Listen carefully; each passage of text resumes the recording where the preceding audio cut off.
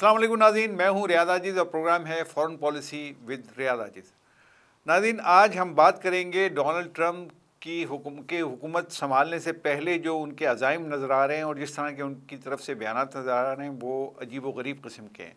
अब एक नई कंट्रोवर्सी दुनिया में नज़र आ रही है कि डोनाल्ड ट्रंप कनाडा से ये कह रहे हैं कि आप जम कर लें अपने आप को अमेरिका में या अमेरिका की एक नई रियासत बन जाएं, क्योंकि हम मज़ीद आपकी दिफा का बोझ उठा नहीं सकते और आपको सब्सिडीज़ नहीं दे सकते।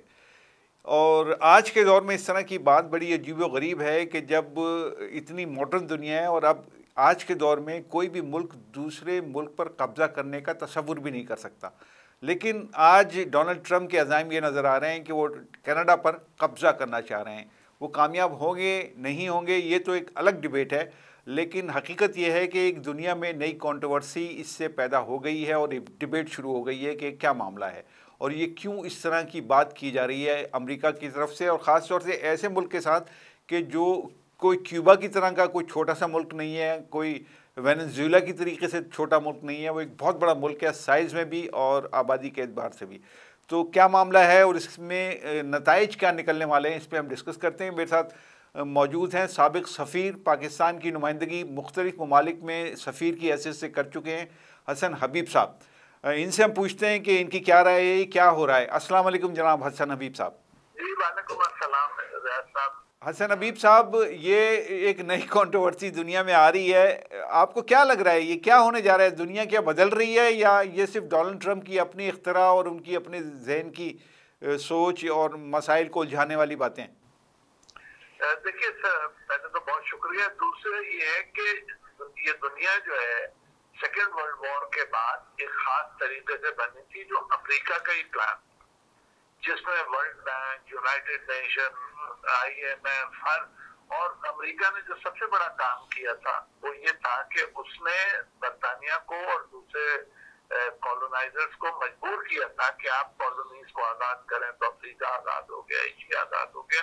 तो ये 200 मुल्कों का जो मजमुआ है ये अमेरिका का प्लान था और इससे पहले कभी भी हम लोगों ने ये जिंदगी में सुना नहीं कि किसी अमेरिकी लीडर ने ये कहा हो कि कनाडा उनका पार्ट बन जाए। और सबसे जो मज़ाक़खेज़ बात नजर आती है, इस वक्त अमेरिका और कनाडा को किसी दूसरे मुल्क से खतरा नहीं है। अमेरिका पे वाहिद हमला सेकेंड वर्ल्ड वॉर में करने की कोशिश की थी जापान ने, जो नाकाम रहा था।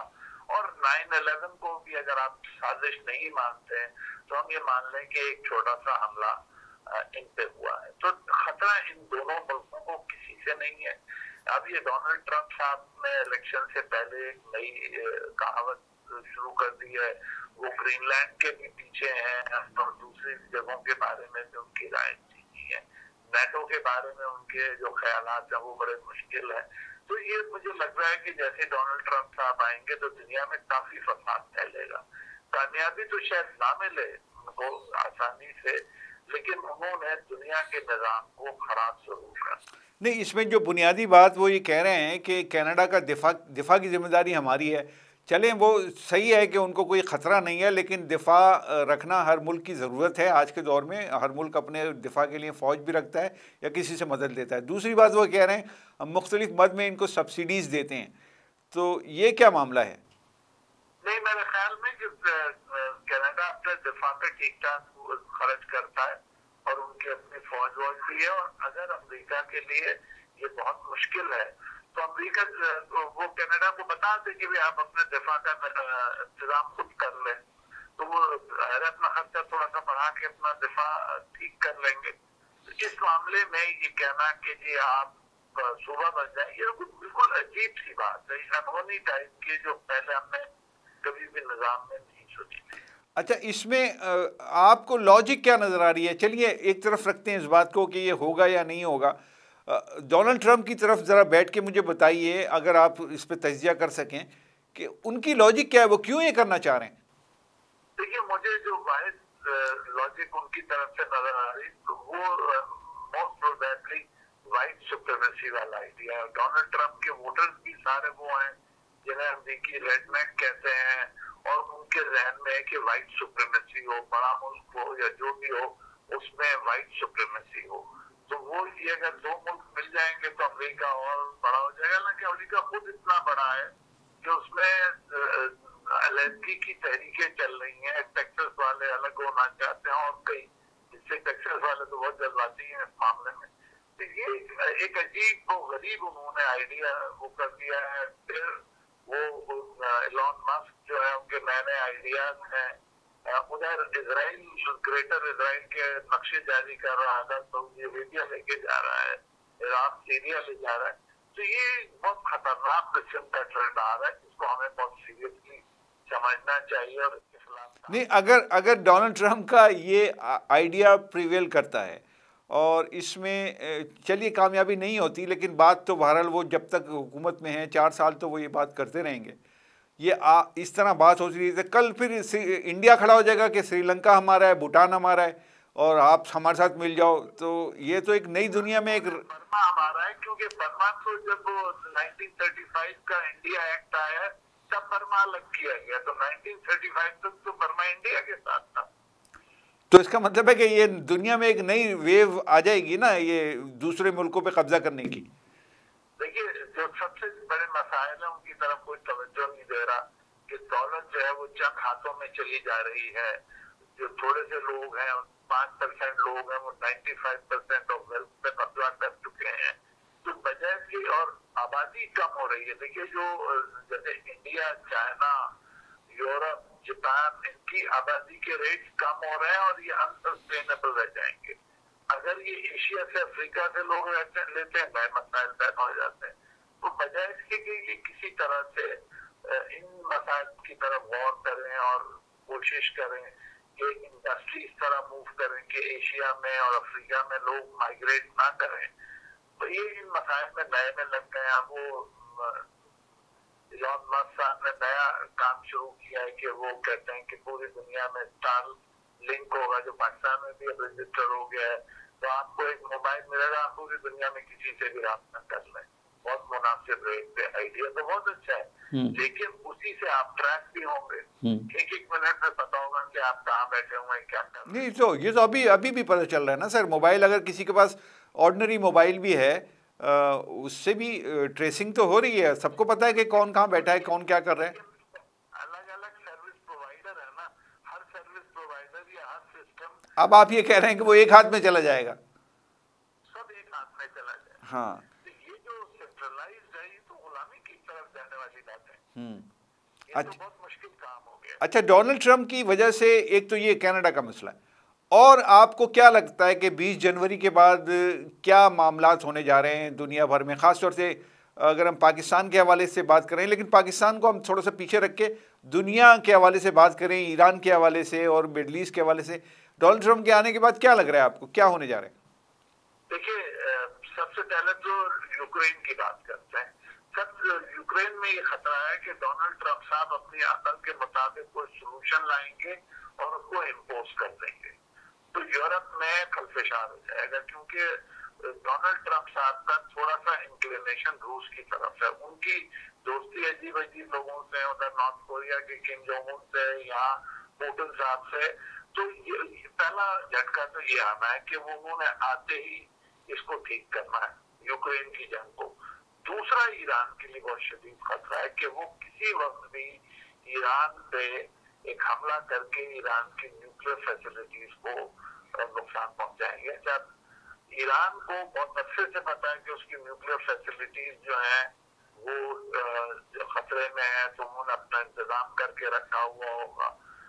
लेकिन अगर कोई मैसिव अटैक आता है तो ये हमारे लिए बहुत खतरा है, क्योंकि हमारा रीजन डिस्टेबलाइज हो। ईरान ने अगर जवाब देना है तो ईरान दायरा अफ्रीका तक तो नहीं पहुंच पाएगा, क्योंकि एंटी मिसाइल सिस्टम इतने स्ट्रॉन्ग है। वो करीब के अमरीकी हलीफ को टारगेट करेगा। सर, वो पाकिस्तान से रिक्वेस्ट कर सकते हैं ना। अमेरिका के एक थिंक टैंक के आदमी कहते हैं कि पाकिस्तान जो बैलिस्टिक मिसाइल बना रहा है वो अमेरिका को हिट कर सकता है, तो वो पाकिस्तान से मुस्तार ले सकते हैं ना ईरान वाले। मतलब मैं ये एक अजरा मजाक कह रहा हूँ, ये मुझे मालूम है कि इसकी इम्प्लीकेशन क्या है और ये बात जो की गई है उसके पीछे अजाइम क्या है। देखिए, सबसे बड़ी बात है कि पाकिस्तान पास हो सकते बैलिस्टिक मिसाइल हो जो जोर लगा के अमेरिका तक पहुंच जाए, लेकिन हम क्यों अमेरिका पे हमला करेंगे? हमें मसला क्या है अमेरिका? सर ये बात क्यों कही गई है वो बता दीजिए। देखिए, ये मोस्ट प्रोबेबली इंडिया को खुश करने के लिए किया गया है कि पाकिस्तान पर थोड़ी सी पाबंदी लगा दें, इंडिया खुश हो जाए। और ये प्रेशर इसलिए भी हम पे है थोड़ा सा कि हमने अमेरिका की मर्जी के खिलाफ न्यूक्लियर बम बनाया और अमेरिका की मर्जी के खिलाफ हमने अपना मिसाइल सिस्टम बिल्ड किया। अच्छा सर, अगली बात मैं इस पे आता हूँ, क्योंकि पाकिस्तान पे हम थोड़ी से बाद में बात करते हैं। पहले एक सवाल इजराइल के हवाले से मैं जानना चाहता हूँ, आपको क्या लग रहा है डोनाल्ड ट्रंप के आने के बाद इजराइल की पोजीशन मिडल ईस्ट में और खित्ते में क्या बन जाएगी? देखिए, जो थोड़ी बहुत कमजोरी थी, जो बाइडेन की हुकूमत थोड़ा सा टाइट करना चाहती थी, वो कर तो नहीं सकी। अब वो बिल्कुल खुली छूट होगी उनको। डोनाल्ड ट्रंप की टीम में जो लोग हैं वो टोटली प्रो इजराइल है, जूइश लॉबी और स्ट्रॉन्ग हो जाएगी और वो कोई भी एडवेंचर में पहले से ज्यादा आगे होंगे। नहीं, आप मुझे बताइए, क्योंकि ये राइटिस्ट विंग की आजकल वेव है दुनिया भर में, और हम देखते हैं फ्रांस में देखें, जर्मनी में देखें, और ममालिक में देखें, अमेरिका में देखें, राइटिस्ट विंग जो है वो आगे आ रहा है। अब वो जाहिर है कि मजहबी सोच रखने वाले लोग होते हैं। तो अब ऐसी सूरत में आपको लगता है कि सऊदी अरब और यूएई तो ऑलरेडी एक्सेप्ट कर ही चुका है इजराइल को, सऊदी अरब और उसके जो एलाइज हैं वो भी इजराइल को एक्सेप्ट करके सफारत खाने खोल कर पाकिस्तान पर भी दबाव बढ़ाया जाएगा कि भाई आप इनको कबूल कर लें? इस तरह की कोई सूरत हाल नजर आ रही है फ्यूचर में आपको? बिल्कुल हो सकता है, बिल्कुल हो सकता है कि देखिए अभी ऑलरेडी हमारे जो गल्फ के दोस्त हैं वो उनको कबूल कर चुके हैं, कई मुसलमान लोग कबूल कर चुके हैं। तो प्रेशर तो अब हम पे है कि भी आप अकेले चौधरी बने हुए हैं फलस्तीन के, जब अरब नहीं है तो क्या हुआ।